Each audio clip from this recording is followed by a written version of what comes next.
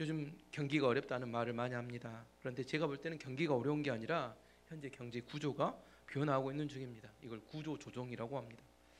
문턱이 낮아서 경쟁이 심한 곳에는 이제 직종이 점점 줄어들게 되고 로봇이나 AI 같은 새로운 산업이 상장하고 있습니다. 1950년대 우리나라의 가장 큰 회사, 제일 잘 나갔던 회사는 삼성이 아니라 동명목재라는 목재업이었다고 합니다. 왜냐하면 그때는 나무로 집을 지었기 때문에 목재 회사가 가장 잘 나가는 회사였습니다. 1970년대부터는 이제 건설, 중동 건설범이 불면서 건축회사, 현대건설 같은 건설업이 많은 돈을 벌었습니다. 그 다음에는 텔레비전이나 라디오가 보급되면서 이제 가전업체, LG가 아니라 금성이죠. 금성, 골드스타, 금성과 삼성전자 같은 기업들이 상장했습니다. 그리고 나서는 전화와 휴대폰이 이렇게 대중화되면서 SK텔레콤이나 KT 같은 통신업체가 엄청 성장했습니다. 요즘은 반도체, 조선, 자동차, 그리고 2차 전지, 그리고 K-팝 같은 엔터테인먼트. 그리고 향후 앞으로 발전할 회사들은 로봇이나 인공지능, 그리고 의료 쪽에 얘기하면 생명공학. 요즘 뭐 바이오나 생명공학 쪽에 최근에 이게 비만 이렇게 줄이는 약이 한 달이면 130만 원 맞으면 살이 쭉 빠진다고 해서 아직 우리나라에 들어오지 않았는데 그게 이제 굉장히 이슈인데 심장병 있는 사람은 보험 대상이 된다고 하니까 저는 맞아볼랍니다. 되지 않은 사람은 한 달에 130만 원씩 내고 맞으셔야 되고 심장병이 있으면 도움이 된 때도 있구나 그런 생각을 해봅니다. 오프라 윈프리가 그 주사 한 1년 맞고 완전히 살이 홀쭉하게 빠졌다고 나옵니다. 그래서 연예인들이 주로 맞고 미국에서 지금 요즘 그거 나오는데 멀지 않았습니다. 저도 요즘 다시 살이 찌고 있어서 저도 심히 걱정인데 어쨌든 제가 지금 이야기하고 싶은 것은 1950년대에 가장 호황을 이뤘던 아까 그 목재 기업은 70년 동안 지금까지 70년 동안 어떤 느낌이었을까?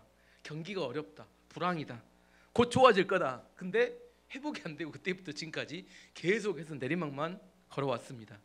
경기가 어려운 게 아니라 뭐예요? 경제 구조가 바뀌는 구조 조정이 일어나고 있었던 겁니다. 여러 번 이야기해드리지만 불황이란 모든 사람이 어려워진 때가 아니라 부자가 바뀌는 때입니다. 한때 잘 나갔던 기업이 내리막을 걷게 되고 새로운 산업이 성장하는 시대가 불황입니다. 로봇이나 인공지능이 거기에 열광합니다. 일론 머스크가 8월 되면 로봇이 운전하는 로봇 택시를 보여주겠다, 만든다는 게 보여주겠다 이런 이야기를 했어요. 앞으로 공장에서는 사람 일하지 않고 로봇이 일하는 시대가 올 거라고 이야기합니다. 우스갯소리로 요즘 이런 이야기를 하면 로봇 만드는 사람들은 공장에는 앞으로 한 명의 사람과 한 명의 개가 있으면 된다. 한 사람은 뭐 하면 되고 로봇이 잘 움직인가 보게 되고 개는 그 사람이 잘 있는가를 확인하게 될 거다. 그래서 한 명의 사람, 한 명의 개가 이 공장을 이렇게 돌보게 될 거다. 그렇게 이야기합니다. 요즘 의대 증원 문제로 의사협회와 정부 간에 힘겨루기를 하고 있습니다. 근데 제 생각에는 이렇게 가면 앞으로 인공지능 의사가 진찰하고 수술하는 시대가 올 것 같아요. 왜냐하면 인건비를 아낄 수 있어요. 로봇은 더 많은 시간에 일할 수 있으면 전기만 꺼봐주면 일을 할 수 있습니다. 그리고 의사가 한번 대기 위해서 공부하려면 너무 오랜 시간 공부를 해야 되는데 로봇은 소프트웨어만 업데이트 시켜주면 바로 이렇게 진료를 할 수 있습니다. 정부가 이걸 법제화하려고 하면 의사 단체는 엄청 반대를 할 겁니다. 근데 언젠가는 될 수 있다고 생각합니다. 예를 들어 이런 겁니다. 한 10년 동안 정부가 계속해서 하기를 원했던 게 뭐냐면 원격 진료였어요. 원격 진료 원했습니다. 의사협회는 계속해서 반대를 했어요. 근데 이게 어떻게 됐냐면 코로나가 터지니까 원격 진료를 시작하게 되더라고요. 근데 이번에 의사 파업을 하게 되니까 원격 진료가 엄청 확대가 돼요. 그래서 원격 진료가 이제 지금은 더디지만 머지않아서 이게 금방 대세가 될 수도 있겠구나 그런 생각을 합니다. 왜냐하면 원격 진료를 가장 원하는 사람들이 누구냐면 정부가 아니에요. 사실은 삼성 같은 대기업이 이걸 간절히 바랍니다. 여러분 핸드폰을 보시면 여러분이 갑자기 원하지 않았지만 새로운 핸드폰 바뀌면 새로운 기능들이 자꾸 업데이트가 돼요. 자꾸 맥박을 측정해 줍니다. 그리고 혈압도 측정해 줘요. 그러더니 스트레스도 측정하더니 이번에 심전도도 측정하고 수면 정보도 알려달라 하고 그 다음에는 식사 정보, 운동 정보, 그다음 혈당 체크 대기업에서 갑자기 핸드폰에 왜 이런 기능들을 자꾸 집어넣을까요? 지금 뭘 준비하는 거예요? 원격 진료를 준비하는 겁니다. 핸드폰을 제일 잘 만드는 나라는 한국, 미국의 애플, 중국의 화웨이나 샤오미 같은 나라. 세 나라가 거의 핸드폰을 다 만든다 해도 과언이 아니에요. 세 나라 중에서 어느 나라에서 먼저 원격 진료를 해가지고 그 기술을 선점하느냐에 따라서 향후 핸드폰 판매에 영향을 미칩니다. 그래서 삼성 같은 대기업은 간절합니다. 이 원격 진료가 빨리 되어야지 전 세계 휴대폰을 파는데 원격 진료가 전 세계 대세가 된다면 훨씬 잘 팔 수 있기 때문에 정부보다 누가 더 간절해요? 대기업이 훨씬 간절하기 때문에 이건 시간의 문제지 언젠가는 될 거라고 저는 생각합니다. 저는 앞으로 또 대세가 될 수 있는 게 인공지능 로봇이 교육하는 시대가 올 거라고 생각합니다. 지금 학교에서는 20명, 예전에 우리 때는 60명이 요즘 20명 아이들을 한 선생님이 가르쳐요. 근데 이게 개별 교육이 되지 않아요. 근데 아이들도 실력이 천차만별입니다. 아이들의 요즘 너무 학력 차이가 너무 많습니다. 그리고 요즘 제일 문제가 사교육비예요. 과외를 시키느라고 학원을 보내느라 가정에 돈이 없습니다. 근데 이 문제를 해결할 수 있는 방법이 뭐예요? 로봇이 가르치면 됩니다. 로봇은 뭐가 없어요? 쉬지 않습니다. 24시간 가르치고 로봇은 어디도 마다하지 않냐면 시골도 이렇게 쫙 오지도 마다하지 않고 갈 수 있습니다. 그리고 휴가도 보내지 않아도 되고 파업도 하지 않아요. 그럼 이렇게 하면 이렇게 이야기합니다. 그런 것들을 교사들이 반대할 텐데 그게 과연 발생할 수 있을까요? 쉽지 않습니다. 하지만 아까 원격 진료 말했듯이 어떤 계기가 있으면 아무튼 뭐 교사들이 파업을 하게 되거나 어떤 계기가 있으면 세상은 변해 갑니다. 기업이 더 원할까요? 이것을 정부가 더 원할까요? 기업이 더 간절히 원하기 때문에 이게 대세가 될 가능성이 높은 겁니다. 왜냐하면 돈이 되는 곳에 기업들은 온갖 로비와 돈을 집중시키기 때문입니다.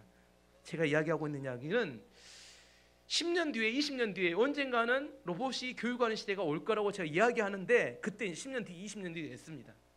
10년 뒤 20년 뒤에 어떤 사건을 계기로 갑자기 그게 될 때 그게 우연이었을까요? 필연이었을까요? 그건 어쩔 수 없이 가게 되는 필연이었는데 그때 딱 상황이 터지면 사람들은 뭐라고 생각해요? 아, 이게 우연이었다, 어쩌다 발생한 사건이었겠지 이렇게 생각하지만 사실은 지금 세상은 그렇게 흘러가고 있고 변화해 가고 있는데 많은 사람들이 그걸 막고 있을 뿐이고 언젠가 어떤 계기를 통해서 그게 발생하게 되고 일어나게 됩니다. 지금 뭘 이야기하고 싶냐면 우리가 살아가고 있는 세상을 살다 보면 예상치 않았던 일들이 발생합니다.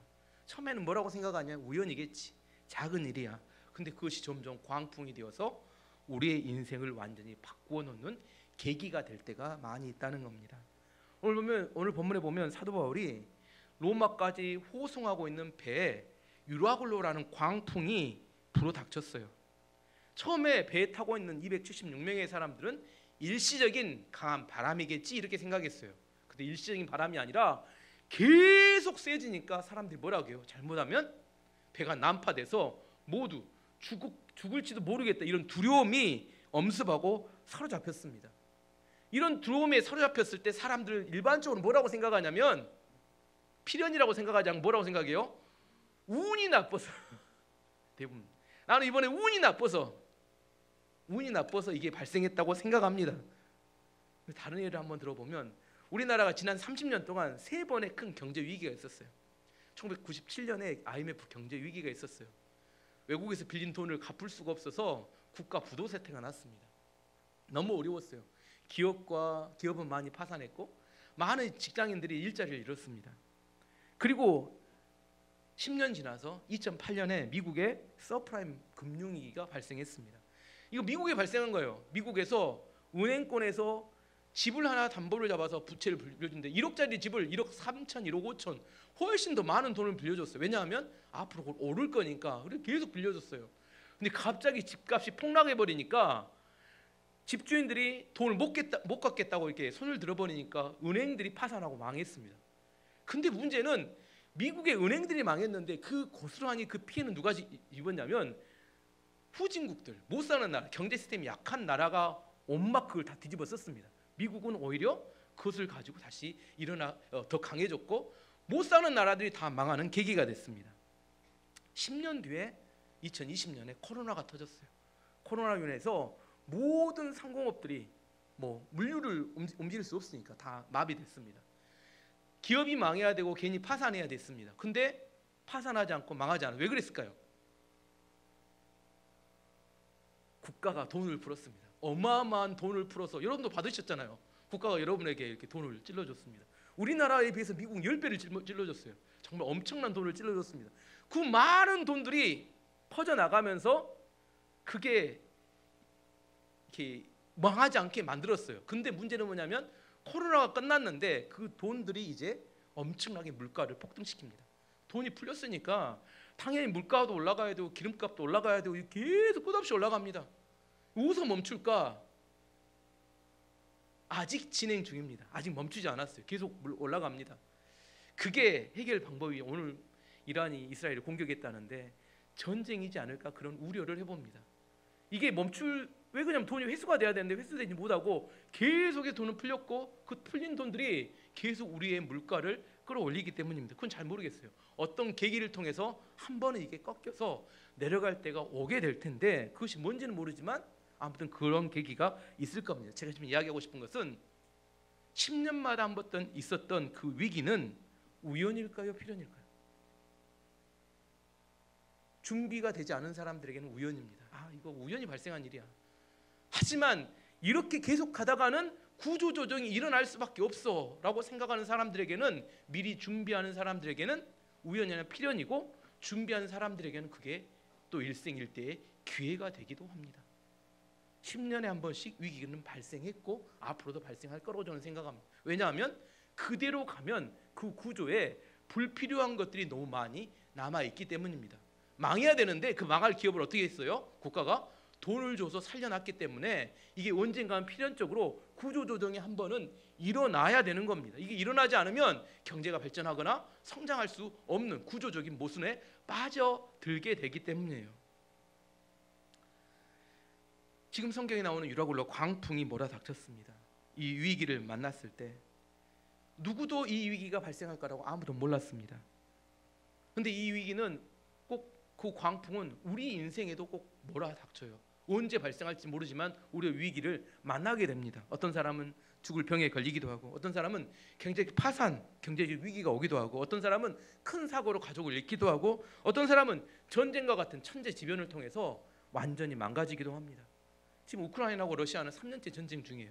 그 전쟁도 금방 끝나겠지 했는데 요즘 관심이 없지만 계속 전쟁이 되는 통에 우크라이나는 어떻게 됐을까요? 그렇게 많은 미사일이 나라를 퍼부었는데 거의 초토화가 됐어요. 수십만 명의 사람들이 죽고, 그 전쟁의 깊은 상처와 또 전쟁 범죄는 성범죄부터 시작해서 얼마나 많은 범죄가 일어나고, 다시 재건을 하려고 하면 재건할 수 있을지, 얼마나 시간이 걸릴지 앞으로도 지금 전쟁이 끝나지 않았으니까 모르는 상황입니다. 어느 누구도 우크라이나의 국민들이 전쟁이 일어날 거라고 생각하지 못했는데 전쟁이 터지면 그렇게 됩니다. 우리나라는 한국전쟁, 6.25 전쟁이 일어난 지 지금 거의 70년째가 됐습니다. 한국전쟁에 우리나라는 200만 명이 죽고 거의 초토화가 됐어요, 나라가. 근데 지금의 엄청난 경제적인 부흥과 성장이 일어났습니다. 70년 동안 전쟁이 없었어요. 근데 역사학자가 이렇게 이야기합니다. 우리나라 5,000년 역사 중에 70년 정도 전쟁이 없었던 때가 가장 긴 전쟁이 없던 때라고 이야기합니다. 교련책에 보면, 예제를 보면 5,000년 역사에 996번의 외적의 침입이 있었다면 우리나라는 5년에 한 번씩 외적의 침입이 있었는데 70년 동안 전쟁이 없는 시기가 있었기 때문에 우리나라가 비약적인 경제 발전을 이룰 수 있었다, 이렇게 설명을 합니다. 뒤집어 이야기하면 이런 겁니다. 지금 전쟁이 일어나도 저는 이상하지 않는 나라다, 이렇게 생각해야 맞는. 우리는 다 뭐라고 생각해요? 전쟁이 안 일어날까 생각합니다. 지금 젊은 세대는 뭐라고 생각해요? 전쟁이 없는 시기가 오래되면서 전쟁이 우리가 멀다고 생각하지만 우리나라는 결코 그런 나라는 아닙니다. 원래도 전쟁이 많았어요. 중국, 일본, 몽골, 거란 할 거 없이 우리나라에 침입에 들어와서 얼마든지 이 나라를 유린했던 그런 역사가 많이 있는 나라입니다. 유라굴로 광풍이 몰아닥칠 때 우리는 막을 수 있는 없는 사건입니다. 유라굴로 광풍이 몰아닥치자 사도 바울이 타고 있던 배는 표류하게 됐어요, 바다에서. 14절 15절 말씀 보시면 얼마 안 돼요. 섬 섬 가운데로부터 유라굴로라는 광풍이 크게 일어나니 배가 밀려 바람을 맞추어 갈 수 없어 가는 대로 두고 쫓겨가다가, 쉬운 성경으로 봐보겠습니다. 말이 어려워요. 그런데 갑자기 유라굴로라 부르는 폭풍이 섬 쪽에서 불어왔습니다. 배는 폭풍에 휘말려 바람을 거슬러 조금 더 앞으로 나아가지 못했습니다. 그래서 우리는 앞으로 가려는 노력은 포기하고 바람이 부는 대로 배를 내맡기고 표류하기 시작했습니다. 광풍이란 통제할 수 없는 상태를 말합니다. 바람이 부는 대로 떠내려갈 수밖에 없어요. 어디로 가는지도 모릅니다. 어디까지 갈지도 몰라요. 오직 누구만 알까요? 이런 상황을 어디까지 할지 누가 알까요? 하나님만 아실 뿐입니다. 이런 광풍이 몰아닥칠 때 우리는 어떻게 해야 될까? 오늘 주제입니다. 광풍을 이겨낼 수 있는 힘이 무엇일까? 오늘 우리가 알아봐야 될 중요한 이야기입니다. 두 가지인데요. 첫 번째는 비워야 살아날 수 있습니다. 18절 19절 말씀 보시면, 우리가 풍랑으로 심히 애쓰다가 이튿날 사공들이 짐을 바다에 풀어버리고 사흘째 되는 날에 배의 기구를 그들의 손으로 내버리니라. 배 선원들이 너무 바람이 세니까 이 배 안에 있던 짐들과 기구들을 다 바다에 던졌습니다. 그때 당시는 엔진이 없기 때문에 배가 이렇게 강한 바람을 만나면 살아남을 수 있는 가장 중요한 것이 뭐냐면 배를 가볍게 만드는 거라고 합니다. 배가 무거우면 훨씬 더 이렇게 난파되기가 쉽대요. 그래서 가능하면 배 안에 있는 모든 물건들을 바다로 던져야 합니다. 얼마나 귀한 물건들이겠어요. 지금 이렇게 무역선이기 때문에 어디로 배 항구에 닿으면 그것들이 다 돈이 되는 중요한 물건들인데 뭐예요? 일단 살아남아야, 살아야 그 물건도 의미가 있죠. 그래서 배에 있는 짐들을 다 내다 버렸습니다. 예수님께서 제자들을 훈련시킬 때 버리는 훈련부터 시켰습니다. 베드로는 예수님을 만나고 난 다음에 예수님을 따를 때 그물을 버려두고 쫓았다, 이렇게 표현합니다. 요한과 야고보는 아버지와 배를 버리고 따랐다, 이렇게 이야기합니다. 마태는 세관에 있는 모든 것들을 버려두고 떠났다, 이렇게 이야기합니다. 일단 위기에서 벗어나기 위해서는 자기가 중요하게 생각했던 것들을 버려야지만이 살아날 수 있습니다. 지금 중요한 게 뭐예요? 살아나야 하기 때문입니다. 근데 문제는 버리는 게 쉽지 않다는 거예요. 버리는 게 쉽지 않아요. 스스로 버리면 참 좋은데 어떻게 버려요? 광풍이 불어와야 버리게 됩니다. 출애굽기 보면 애굽에서 이스라엘 백성들의 바로 왕에게 엄청난 박해를 당합니다. 엄청나게 시달렸어요. 그들이 간절히 기도한, 하나님 우리를 구해주세요, 바로의 앞쪽에서 우리를 구해주세요, 이렇게 간절히 기도했습니다. 그때 하나님이 보내신 게 모세를 보냈습니다. 모세가 이스라엘 백성들에게 이야기합니다. 이제 우리는 광야로 나가서 하나님께 예배합시다. 근데 이것을 다 박수치고 좋아했어요. 감사해. 광야로 나갈 수 있으면 좋겠다. 왜 나가는 걸 좋아했어요? 바로 왕의 랍지가 너무 심하니까 애굽이 지긋지긋해진 겁니다. 지긋지긋해지지 않으면 버리지 못해요. 여러분 쉽게 버릴 것 같아요? 절대 못 버립니다. 이스라엘 백성들은 애굽에 400년을 살았어요. 400년을 살았던 그 지역을 떠나서 광야로 나간다는 건 불가능한 일입니다. 하지만 새로운 시작을 위해서는 반드시 버릴 줄 알아야 합니다. 스스로 버리지 못하기 때문에 뭐가 불어와요? 광풍이 몰아쳐 불어오는 겁니다. 광풍이 금방 끝날 것 같다고 생각하고 금방 멈출 것 같다고 생각하지만 금방 멈추지 않습니다. 잘못하면 죽을 것 같다, 여기서 끝날 것 같다. 그래야 변화하기 때문입니다. 그래야 내 인생에 불필요한 것들을 버리기 때문입니다. 아그파라는 회사가 있었어요. 독일의 필름 회사입니다. 그때 당시에 세계 3대 회사가 있었는데 코닥, 후지, 아그파, 들어보지도 못했을 텐데 요즘은 아그파는 그 맨델스존이라는 음악가의 아들이 만든 회사입니다. 그래서 유명합니다. 1876년에 독일에 설립된 회사인데 이 회사에서 처음으로 뭘 만드냐면 전 세계적으로 컬러 필름이라는 것을 만들었던 회사가 아그파라는 회사입니다. 그리고 2001년에 최고의 영업 이익을 냈어요, 이 회사가. 근데 4년 뒤에 2005년에 망해버렸습니다.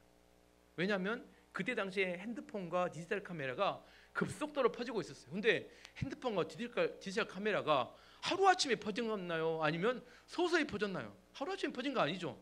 10년, 20년을 거쳐서 퍼졌죠.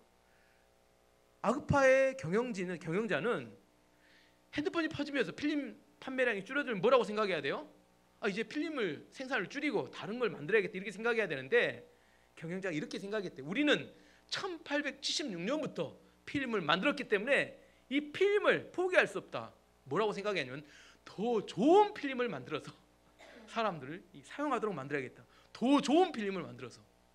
더 좋은 필름이 필요한 게 아닌데 그건 누구만 필요해요? 성훈 전사나 우리 강경 집사처럼 사진사들만 필요한데 필름은 우리들은 더 이상 이게 인화를 할 일이 거의 없어지는데 더 좋은 필름을 만들면 좋겠다고 생각해서 더 좋은 필름을 만들었는데 4년 만에 회사가 문을 닫고 말았습니다. 왜 망했어요? 아그파가 버리지 못했기 때문에 무너진 겁니다. 어떤 사람이 물에 빠졌어요. 허우적거리고 있습니다. 지나가던 노인이 그 허우적거리는 사람들이 물어봅니다. 뭐라고 물어보냐? 물속에 쳐다봐라. 무엇이 보이는가? 물속을 정신이 없는데 또 물속을 쳐다보라고 하니까 또 쳐다봤대요. 이야기니까 쳐다봐. 그래서 대답하더래요. 바닥이 보입니다. 이렇게 대답했대요. 그랬더니 노인이 하는 말이 그럼 바닥으로 내려가서 바닥 차고 올라오면 되지. 맞는 거 아닌가요? 표류란 중간에 떠 있는 상태는 어떻게 해볼 길이 없어요. 바닥을 닫으면 차고 올라오면 나올 수 있습니다. 바닥이 보이면 어떻게 하면 돼요? 내려가서 차고 올라오면 됩니다. 중간에 표류하면 물에 떠 있으면 이거 꼼짝없이 죽습니다. 힘이 빠져 죽어요. 나오든지 바닥으로 내려가야 되는 둘 중에 하나 결정을 해야 합니다. 풍랑이 힘든 이유는 디딜 수 있는 것이 없기 때문입니다. 하지만 바닥으로 내려가면 디딜 수 있는 걸 딛고 올라올 수 있습니다. 중요한 것은 우리가 다시 올라오려면 내려가는 버리는 것이 반드시 필요하다는 겁니다. 정말 내가 살아남기 위해서 중요한 것 아닌 것들은 다 버릴 줄 알아야 합니다. 버리려면 뭐 해야 돼요? 생각을 해야 해요. 내가 뭐가 중요하고 뭐가 버려야 되는지 생각을 해야 합니다. 우리 말에 이런 말이 있습니다. 호랑이 굴에 들어가도 정신만 차리면 살 수 있다. 맞나요? 호랑이 굴에 들어가도 정신만 차리면 살 수 있다. 이 정신을 차린다는 게 무슨 말일까요? 일반적으로 보면 호랑이 굴에 들어가면 사람이 다 어떻게 된다는 이야기예요? 정신을 잃는다는 이야기입니다. 죽는다는 이야기가 아니라 호랑이 굴에 들어가면 사람이 다 제 설교를 들으면 정신을 잃지 마시고 지금 정신을 깨시고 호랑이 굴에 들어가면 사람들이 다 어떻게 돼요? 두려움에 정신이 마비가 되고 정신을 잃어버려요. 일반적으로 다 그런다니까요. 위기에 빠지면 유라굴라 광풍 위기에 빠지면 뭐 하기 싫어해요?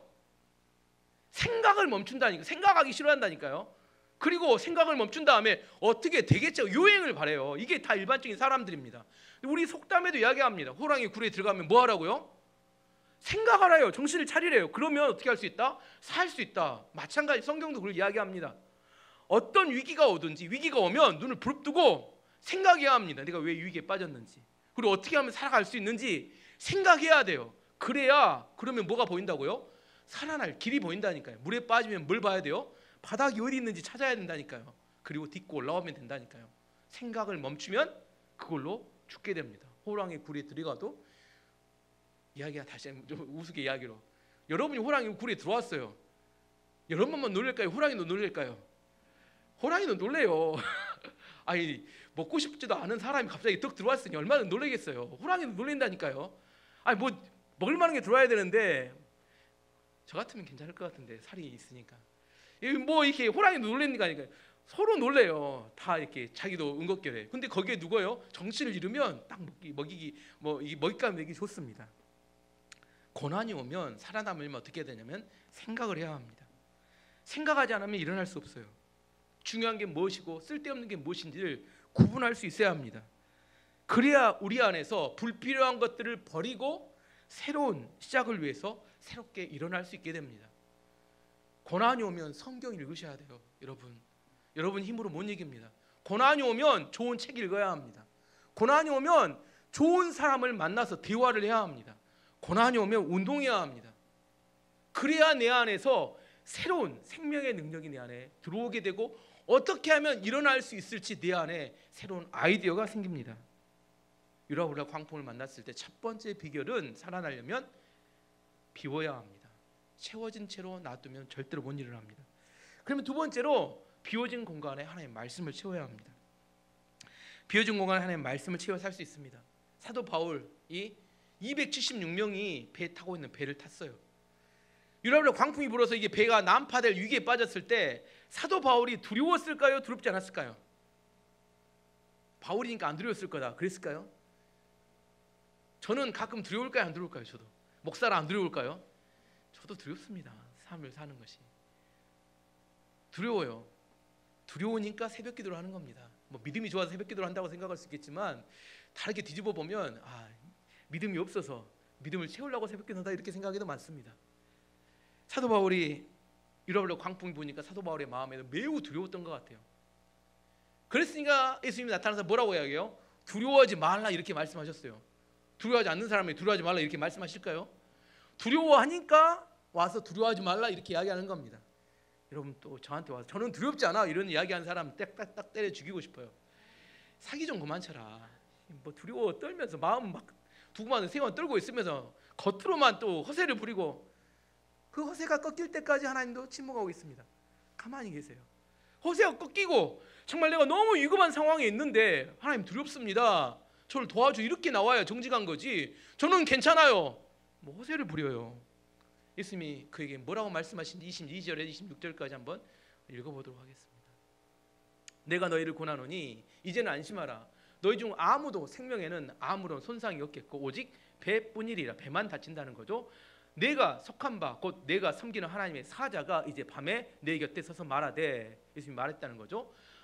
바울아 두려워하지 말라. 내가 가이사 앞에 서야 하겠고 또 하나님께서 너와 함께 항해하는 자를 다 내게 주셨다 하였으니 그러므로 여러분이여 안심하라. 나는 내게 말씀하신 그대로 되리라고 하나님을 믿노라. 그런즉 우리가 반드시 한 섬에 걸리리라 하더라. 예수님께서 두려워하는 바울에게 확실한 약속을 주셨습니다. 너뿐만 아니라 이 배에 타고 온 276명 모두 한 명도 죽지 않을 것이다. 그리고 내가 예전에 이야기했지. 너는 로마 황제 가이사 앞에 서서 내게 대해서 증언해야 될 것이다. 그러니 두려워하지 말라 이렇게 말씀하셨습니다.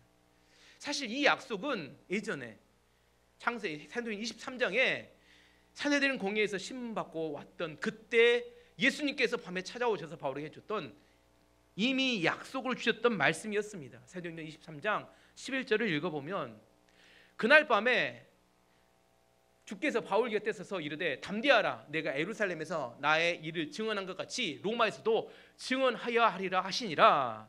사도 바울이 그때 죽을까 두려웠어요. 근데 그때 예수님이 오셔서 너 절대 여기서 안 죽어. 너 어디까지 갈 거야?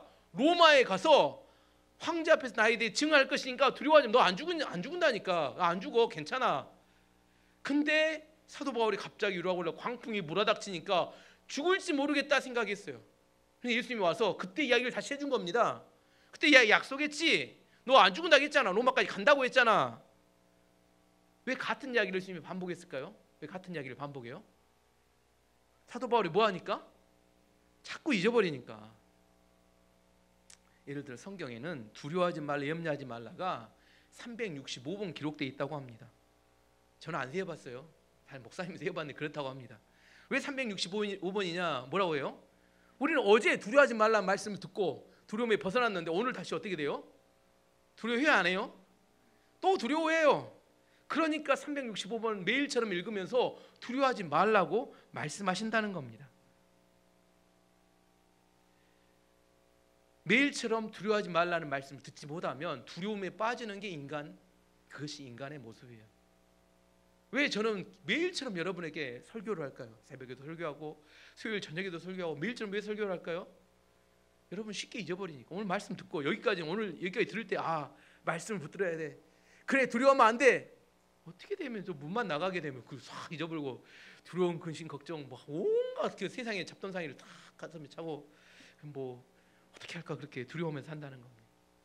청교도들에게 있어 그들이 외치는 믿음 그 구호 중에 이런 구호 오늘 제목입니다. 하룻밤도 꿈없이는 잠들지 말라. 이게 청교도들이 가졌던 믿음이었다고 합니다. 그들이 외치는 구호였다고 합니다. 매일 밤 그들은 잠들기 전에 예수님께 받았던 약속을 그 약속이 성취될 걸 꿈꾸며 잠을 잤다고 합니다. 그렇기 때문에 이 꿈 때문에 그들은 생명을 걸고 대서양을 건너 아메리카 대륙에 도착했고 그들이 생명같이 원하는 마음껏 예배드리는 그런 세상, 그리고 이 예배 가운데 복음을 통하여 사람들이 회복되는 모습, 그 예수 그리스도의 통치 아래 천국을 누리는 사람들의 모습을 꿈꾸며 매일처럼 잠이 들었다는 거예요. 하룻밤도 꿈없이는 잠들지 말라. 여러분은 요즘 잠들 때 무슨 생각을 하고 잠드신가요? 여러분은 어떤 꿈을 꾸고 계신가요? 사도 바울은 예수님의 말씀을 듣고 두려움에서 완전히 벗어나게 됐습니다. 그리고 주변 사람들에게 위로하고 격려하기 시작했습니다. 뭐라고 하냐면 두려워 마십시오. 내가 믿는 예수님께서 여러분 한 사람도 죽지 않는다고 말씀하십니다. 여러분 모두 구원받습니다. 이렇게 이야기를 했어요. 앞으로 우리는 한 섬에 걸리게 될 것이고 모두 다 구원받게 될 것입니다. 자, 이때 사도 바울이 그날 밤에 예수님께서 말씀하신 이야기를 들었어요. 사도 바울이 그 이야기를 듣고 그 말씀을 믿음으로 받아들였을까요? 아니면 광풍을 오십시오 하나님, 이 광풍이 어떻게 살아날 수 있습니까? 이렇게 반응했을까요? 여러분은 여러분에게 몰아닥친 광풍이 있고 오늘 제가 전하는 말씀이 있어요. 어느 것이 더 크게 들리느냐에 따라서 오늘 여기 나가서 여러분의 삶은 결정되게 됩니다. 사도 바울은 그날 저녁에 들었던 예수의 말씀을 뭐라고 들어요? 진짜 살아있는 말씀처럼 들었습니다. 그렇기 때문에 그의 삶과 믿음이 달라졌기 때문에 그는 그 안에 있는 사람들을 격려하고 그들에게 권면할 수 있었습니다. 사도 바울은 물건을 버렸잖아요. 비워진 자리에 예수님의 말씀을 채웠습니다. 자신의 마음에만 말씀을 채운 게 아니라 그와 함께 있는 모든 사람들에게도 예수님의 말씀을 전달해 줬어요. 여러분 죽지 않는답니다. 여러분 다 산답니다. 그게 그들을 살릴 수 있는 능력이 되었습니다. 물건은 우리들에게 돈을 줄 수 있습니다. 물건은 우리에게 편리함을 줄 수 있습니다. 하지만 생명을 줄 수는 없습니다. 말씀만이 두려움을 이기고 희망을 갖게 하고 생명을 줍니다. 사람들이 이 땅에서 흔들리는 이유는 확실한 말씀이 없기 때문입니다. 세상의 직업 중에 두 가지 직업이 가장 흔들리는 직업이라고 합니다. 세상에 요동치면 한 가지는 연예인, 두 번째는 정치인이라고 합니다. 연예인들은 사람들의 인기를 먹고 삽니다. 정치인들은 사람들의 표를 바탕으로 기반으로 살아요. 그렇게 호언장담한 사람이 선거에 지니까 그 다음 바로 뭐예요? 정계 은퇴합니다. 바로 꼬리 내려요. 그렇게 인기 있던 연예인도 인기가 떨어지면 어떻게 돼요? TV에서 사라져요. 이 사람들은 세상과 함께 흔들려요. 왜냐하면 모든 기반을 누구에게 두니까? 사람에게 기반을 두기 때문에 흔들립니다. 하지만 하나님을 믿는 사람들은 우리의 기반을 하나님 말씀에 뿌리를 두기 때문에 강력할 수 있습니다. 세상의 사람과 세상의 상황이 우리를 흔들지 못하게 됩니다. 사도 바울이 하나님 말씀을 믿을 때부터 유라굴라 광풍의 두려움에서 벗어날 수 있어요. 광풍과 말씀 중에 내가 무엇이 크게 보이는가에 따라서 우리의 삶을 달라질 수 있습니다. 우리가 들었던 말씀이 있어요. 그 말씀에 우리의 믿음을 합해야지만이 그 말씀이 우리에게 능력이 됩니다. 이스라엘 백성들은 광야에서 하나님의 말씀을 모세로부터 계속 들었어요. 근데 그 말씀에 믿음으로 합하지 못했습니다. 그랬더니 말씀이 능력이 없어서 그들은 가나안에 들어가지 못하고 말았습니다. 히브리서 4장 2절 말씀 보면 그게 나옵니다. 그들과 같이 우리도 복음 전함을 받은 자들이나 들은 바 그 말씀을 그들에게 그 말씀이 그들에게 유익하지 못한 것은 듣는 자가 믿음과 결부시키지 아니함이라. 영어로 그렇습니다. 뭐라고 하냐면 not being mixed with faith in them that heard it. 중요한 게 mixed with faith입니다. 믿음과 합한다, 믹스한다는 거예요. 우리 믹스한다는 거 알죠? 반죽을 믹스할 때 어떻게 해요? 완전히 범벅이 돼, 뒤듬벅이 돼 믹스해야 되는데 말씀이 있어요. 말씀이 있으면 우리 믿음이 있어요. 어떻게 해야 돼요? 완전히 범벅이 되게 믹스해가지고 어떻게 해야 돼요? 하나가 되게 만들어야 돼요. 근데 말씀이고 믿음이고 따로 노니까 어떻게 돼요? 말씀이 능력이 없어요. 말씀이 우리에게 유익이 돼요. 말씀을 들어요. 오늘 또 여러분 말씀 다 듣습니다. 하지만 말씀은 말씀이고 믿음은 믿음이고 따로 놀면 아무런 유익도 되지 않고 능력도 되지 않습니다. Mixed with faith. 믿음과 말씀을 완전히 범벅이 되게 만들어서 하나가 되게 만들어야 그것이 우리의 능력이 됩니다. 25절에 사도 바울이 그래서 이렇게 외칩니다. 25절 말씀 보시면 안 나오나요? 제가 읽어드릴게요. 그러므로 여러분이요 안심하라. 나는 내게 말씀하신 그대로 되리라고 하나님을 믿노라. 이렇게 선언합니다. 나는 내게 말씀하신 그 말씀대로 될 거라고 말씀하신 그 하나님을 믿습니다. 이렇게 선언해요. 사도 바울은 그 말씀과 믿음을 완전히 섞어서 하나가 되게 했기 때문에 광풍이 두렵지 않았습니다. 그리고 두려워 떠는 자들에게 선포합니다. 사도행 27장 33절에 37절까지 이제 그 276명의 사람들이 이렇게 이야기합니다. 날이 새어감에 바울이 여러 사람에게 음식 먹기를 권하여 이르되 너희가 기다리고 기다리며 먹지 못하고 줄인 지가 오늘까지 열 나흘인즉 음식 먹기를 권하노니 이것이 너희를 구원하기 위한 것이요 너희 중 머리카락 하나도 잃을 자가 없으리라 하고 떡을 가져다가 모든 사람 앞에 하나님께 축사하고 감사기도합니다. 떼어 먹기를 시작하며 그들도 다 안심하고 받아 먹으니 배에 있는 우리의 수가 전부 276명이더라. 지금 이 일이 벌어질 때 광풍은 그대로였어요. 광풍 바뀌지 않았어요. 우리는 광풍이 멈추기를 원하지만 광풍 그대로였습니다. 하지만 누가 바뀌었어요? 사도 바울이 바뀌었어요. 사도 바울이 그 예수님 말씀 듣고 바뀌었습니다. 한 사람 사도 바울이 바뀌니까 사도 바울이 예수님께 들었던 말씀을 배 안에 있던 276명 모두에게 선포하고 이야기합니다. 그 말씀을 통해서 14일 동안 밥을 먹지 못했던 사람들이 뭐 먹기 시작했어요? 이제 밥을 먹기 시작하며 그들의 생명이 살아나기 시작했다는 겁니다. 이게 하나님의 약속을 붙든 사람의 능력을 말하는 겁니다. 물건을 바다에 비우고 비어있는 사람들에게 말씀을 채우지 않고 비운 채로 놔주면 죽습니다. 그대로 죽어요. 14일 못 먹었으면 이제 곧 죽기 직전이죠. 근데 그 비어있는 그 자리에 하나님 말씀이 채워지고 말씀이 사도 바울을 통해서 통로가 돼서 그들에게 흘러갈 때 그들은 구원받는 놀라운 역사가 나타났습니다. 우리가 원하지 않지만 우리 인생을 살다 보면 유라굴로 광풍 같은 광풍이 우리 삶에 몰아닥치고 우리를 장악하고 우리를 흔들 때가 있습니다.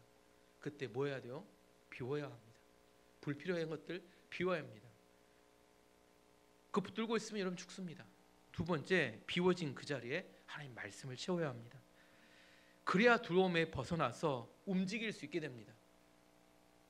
제가 올해 2024년 이렇게 송구영신의 뵙때 이야기했습니다. 올해 2024년 쉽지 않은 한 해가 될 거라고 여러 차례 이렇게 계속해서 반복해서 이야기했습니다. 이제 전쟁까지 또 하나 더 터졌으니 이게 이 전쟁이 또 어떻게 되어갈지 2024년 한 해가 어떻게 우리의 삶을 바뀌어갈지 잘 모를 수 있습니다. 기억해야 합니다. 뭘 차려야 된다. 호랑이 굴에 들어가도 정신 차려야 합니다. 여러분 정신 넉넉고 있으면 안 됩니다. 기도하셔야 합니다. 그리고 내 안에 버려야 될 게 무엇인지 찾아내야 합니다. 그리고 약속의 말씀이 무엇인지 그 약속의 말씀을 붙들고 그 내 자신의 두려움을 벗어내야 합니다. 그리고 내 주변에 있는 사람들을 안심시키고 함께 기도하며 말씀을 붙들고 일으켜 세워야 합니다. 그러면 구원받을 수 있습니다. 말씀대로 되어지는 겁니다. 2014년 한 해 하나님의 말씀을 붙들고 위기를 극복해서 주변 모든 사람들까지 함께 구원하는 놀라운 은혜의 축복이 있기를 축원하고 기도합니다. 이제 함께 기도하도록 하겠습니다.